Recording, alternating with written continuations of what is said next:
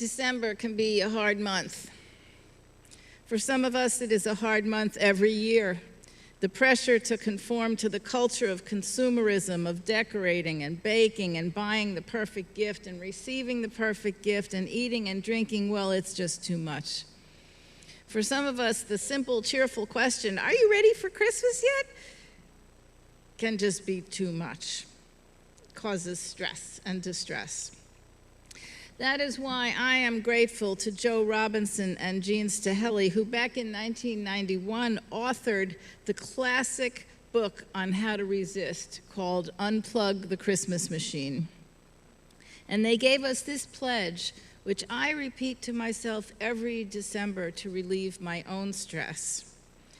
Believing in the true spirit of Christmas, I commit myself to remembering those who truly need my gifts, express my love in more direct ways than gifts, examine my holiday activities in the light of my deepest values, be a peacemaker within my circle of family and friends, and rededicate myself to spiritual growth.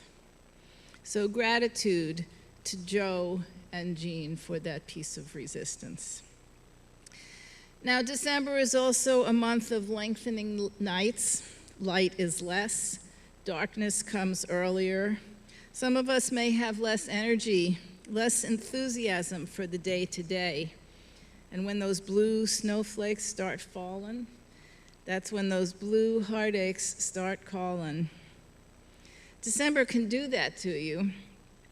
And that's why I'm grateful to Dr. Norman Rosenthal, a South African psychiatrist and scientist, for coining the phrase seasonal affective disorder. How many of us breathed a sigh of relief when we learned that the way we were feeling every year in December actually had a biochemical basis, that reduced hours of sunlight really could affect our mood, that it wasn't just something in our pretty little heads that was making us feel tired and down. Dr. Rosenthal introduced light therapy to the world of mental health in a book called Winter Blues. So gratitude to Norman. Now, even if you are immune to the pressures of the so-called holiday season, even if you are not affected by changing levels of serotonin, even if hibernation does not seem like an attractive December alternative year after year, it may be that some particular December will be hard for you.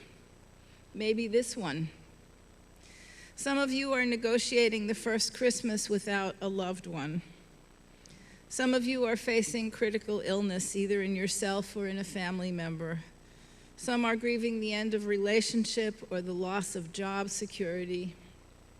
For all those reasons and many others, this particular December may be a difficult one. Decorations of red on a green Christmas tree won't be the same, dear, if you're not here with me. Some friends of ours got a rescue dog a couple of years ago. It was a hound dog, so of course they named it Elvis, right? You ain't nothing but a hound dog. Elvis Presley may have become the king of rock and roll, but he came out of a rhythm and blues tradition, and he knew how to sing those blues. I'm grateful to the lyricist Jim Reeves for writing the classic Blue Christmas, and to Elvis for singing it, and to our 4 choral members who sang it so beautifully this morning, giving us a way to acknowledge that in this season of joy, we also need tidings of comfort. Later on in the service, we will speak a litany of comfort, a way of acknowledging our sadness, our losses, our yearnings, and our pain. That, rather than any words I say, constitute the real heart of this Blue Christmas service. But first, I need to say just a few words about other reasons this December may be a hard one for us. So it turns out that emerging from a global pandemic is not as simple and straightforward as we had hoped. The combination of vaccine hesitancy and the virus variants that keep popping up like we're playing whack-a-mole keep us on edge. We're watching the numbers creep up again and asking ourselves, will we be able to stay open safely? We dread another surge, another possible lockdown.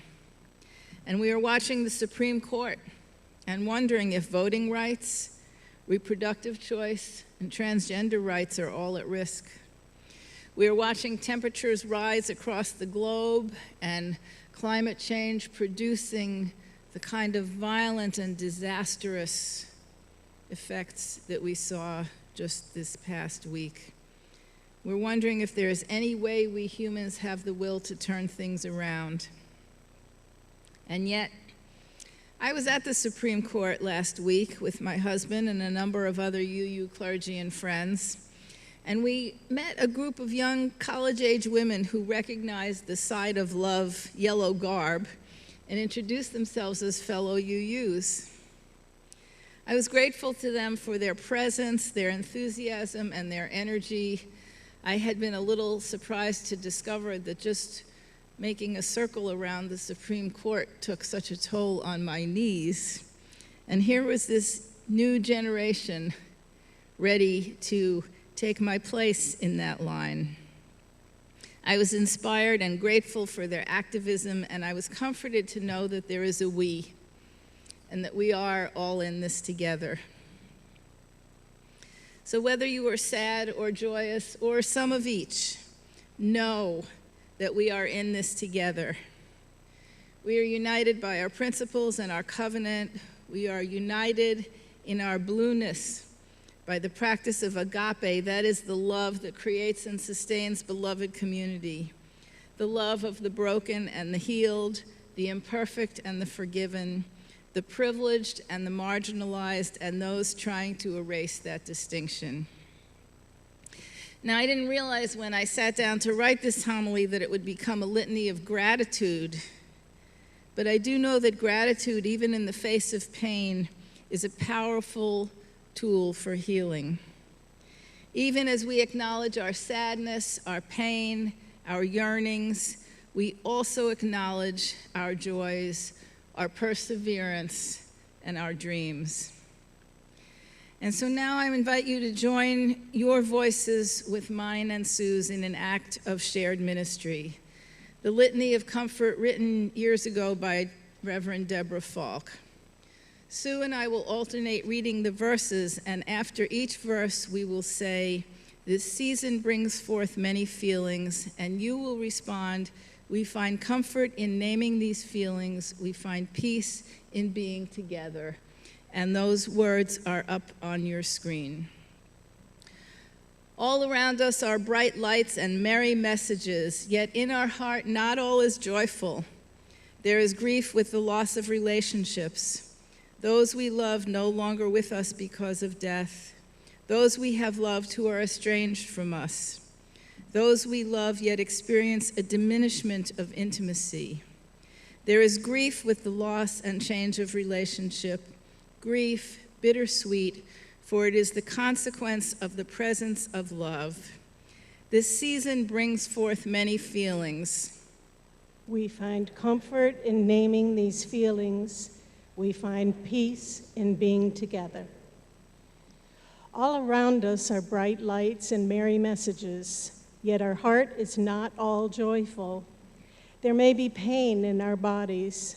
Physical pain is a natural outcome of aging, physical pain that presents itself in illness, pain in the body that forces us to change and imposes limitations.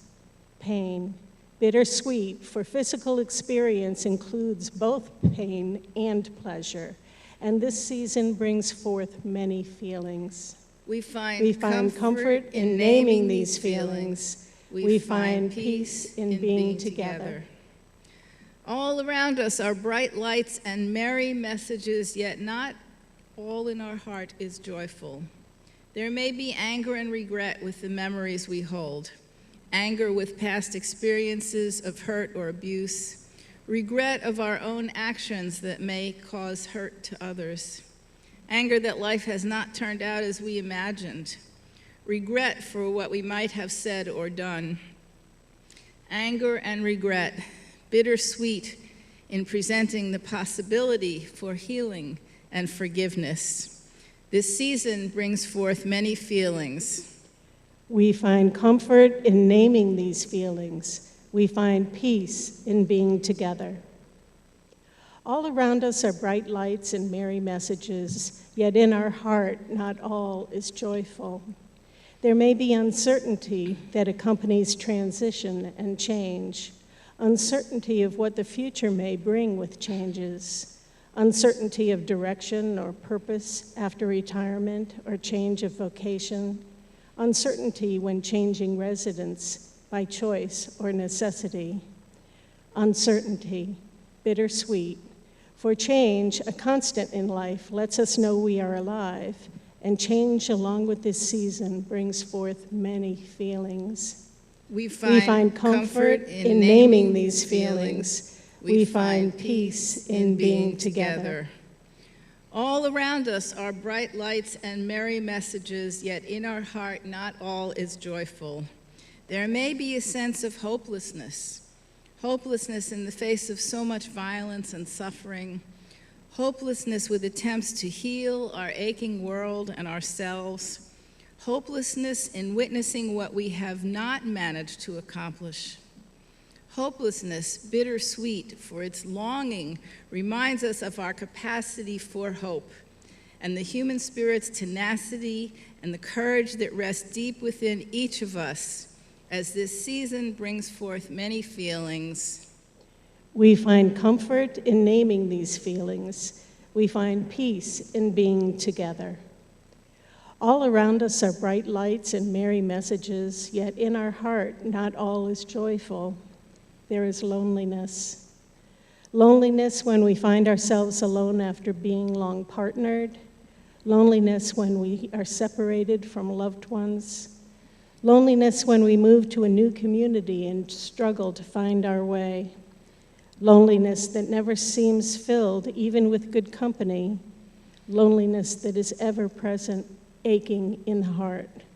Loneliness, bittersweet, for it is felt only when we have known connectedness, and this season brings forth many feelings. We find comfort in naming these feelings.